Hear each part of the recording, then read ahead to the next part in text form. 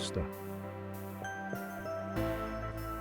Handa ka na bang sumisid sa mayaman at masiglang kasaysayan ng Pilipinas? Magsimula na tayo sa isang kapanapanabik na paglalakbay sa nakaraan. Nagsimula ang ating kwento libo-libong taon na ang nakalipas sa mga sinaunang kabias ng tumawag sa mga islang ito bilang tahanan.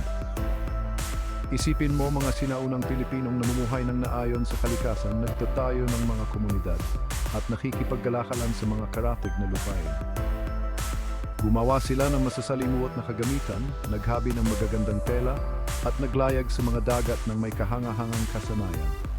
Lumipat tayo sa taong 1521. Ang taong ito ang nagmarka sa pagdating ni Ferdinand Magellan, isang Portuges na manlalayag sa ilalim ng watawat ng Espanya. Ang kanyang paglapag sa Pilipinas ang nagsilbing simula ng mahigit 3 siglo ng pananakop ng mga Espanyol. Sa panahong ito, ipinakilala ng mga Espanyol ang Kristyanismo, nagtayo ng mga bayan at nagpatayo ng mga nakamamanghang simbahan na ang ilan ay nakatayo pa rin hanggang ngayon. Ngunit hindi lahat ay mapayapa. Naghangad ng kalayaan ang mga Pilipino at naihasik ang mga binhi ng revolusyon. Pumasok tayo sa huling bahagi ng ika-9 na siglo at makikilala natin ang mga bayaning tulad nina Jose Rizal, Andres Bonifacio at Emilio Aguinaldo.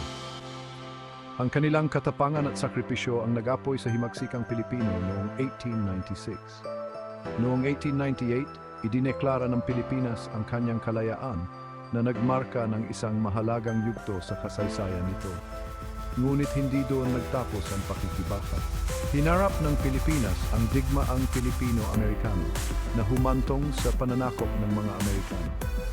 Ang panahong ito ay nagdala ng mga makabuluhang pagbabago, kabilang ang pagpapakilala ng wikang Ingles at isang bagong sistema ng edukasyon.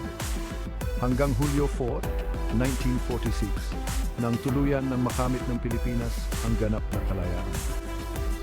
Ang panahon pagkatapos ng kalayaan ay minarkahan ng muling pagtatayo at pag-unlad, ngunit may mga hamon din. Ang panahon ng batas militar sa ilalim ni Ferdinand Marcos noong dekada 70 at unang bahagi ng 80 ay isang madilim na kabanata, puno ng kaguluhang pampulitika at paglabag sa karapatang pantao.